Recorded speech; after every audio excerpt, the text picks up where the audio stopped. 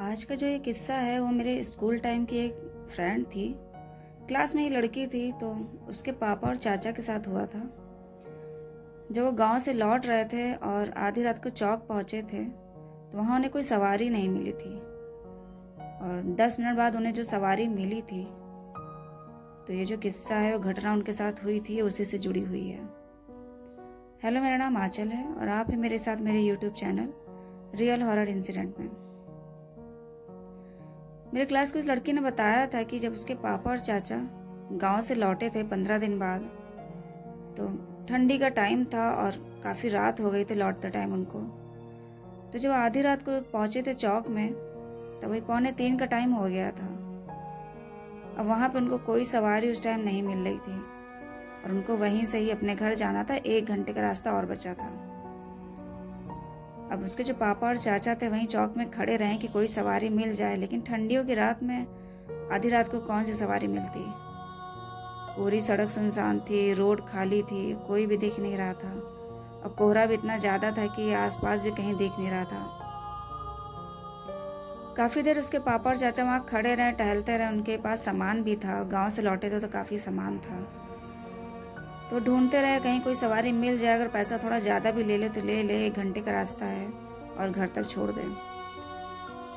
तो उनके जो चाचा थे उन्होंने कहा, अपने पापा से, भैया से कहा कि आप भैया यहीं खड़े रहो, हम देखते हैं, थोड़ा देर टहल के शायद कुछ दिख जाए।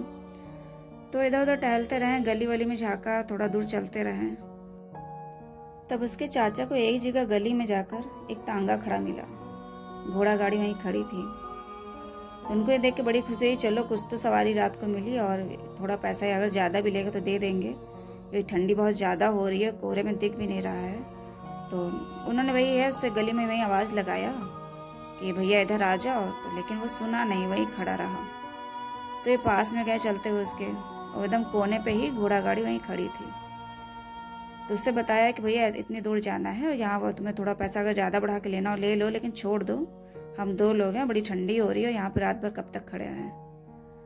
उसने सुना, फिर वो अपना पीछे से उतर के उठा और बैठा गद्दी पे और तांगा बढ़ाते हुए चल दिया।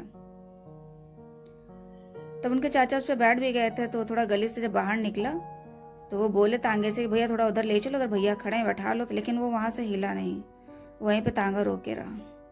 तब उसको लगा कि शायद उधर नहीं जाएगा, तो वो तांगे से उतरे और अपने भैया को आवाज़ लगाई, भैया तुम इधर ही चले आओ और तांगा मिल गया है, इधर से निकल लेते हैं। तो उनके भैया जो 1-2 बैग वैग सब लिए थे तो फिर लेते हुए चले गए और दोनों लोग तांगे में बैठे। और ठंड इतनी ज़्यादा थी कि दोनों लोग कांप रहे थे, क्योंकि कोहरा बहुत ज़्यादा गिर रहा था और 3 बज चुका था।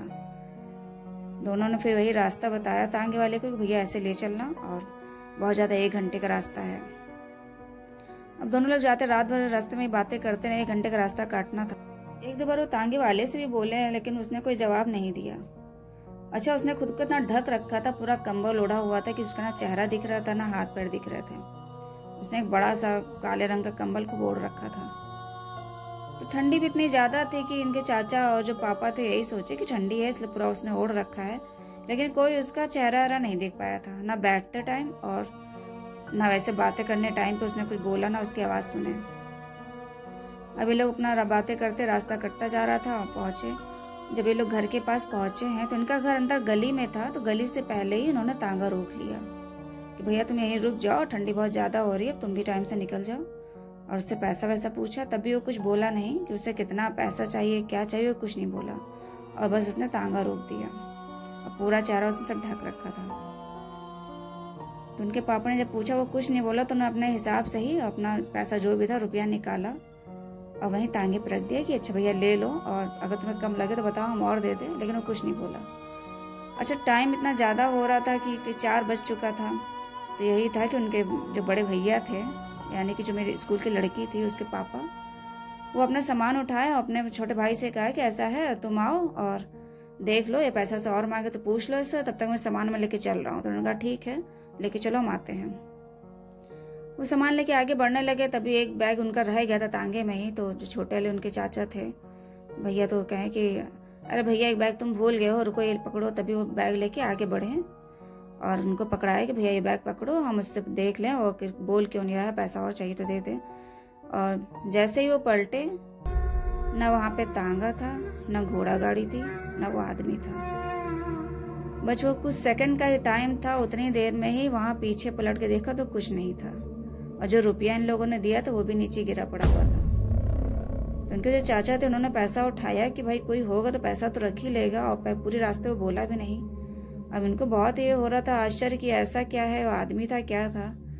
तो दौड़ते हुए गए भी, गली के बाहर भी देखा कि शायद कहीं खड़ा हो या निकल गया हो, गुस्सा हो, कुछ हो, लेकिन पूरी गली सन्नाटा थी, खाली रोड थी, कोई भी कहीं नहीं दिख रहा था। सुबह क्योंकि सुबह की ठंडी का 4 बजे का टाइम था, कोहरा इतना ज़्यादा था तो थोड़ा दूर आगे दौड़ के भी देखी, लेकिन उनको कोई नहीं दिखा। सन्नाटा भी था, अगर तांगा चलता तो आवाज़ भी आती, लेकिन ना कोई आवाज़ आई, ना कुछ पलटने की जाने की आवाज़ आई। और वो थोड़ा सा 5 मिनट सोचते रहे कि आखिर क्या था, और जो भी था पता नहीं। और वो फिर घर चले आए। घर भी वो शांत रहे, तो उन्होंने अपने भैया से ही बताया कि भैया वो तांगा वाला जो था उसने ना पैसे लिए और ना कुछ बोला, और पता नहीं कहाँ चला गया, दिखा भी नहीं। अब इस चीज़ को लेकर वो काफ़ी साल तक परेशान रहे कि आखिर उस दिन जो रात में उनको चौक में जो तांगा वाला मिला था वो था कौन, क्योंकि आज तक कभी वो समझ ही नहीं पाए थे कि वो आदमी था या भूत था, क्योंकि ना उसका वो चेहरा देख पाए, ना हाथ ना पैर, उसने खुद को ऐसा ढक रखा था। बस ये था कि उनको फ्री में वो घर तक छोड़ गया था।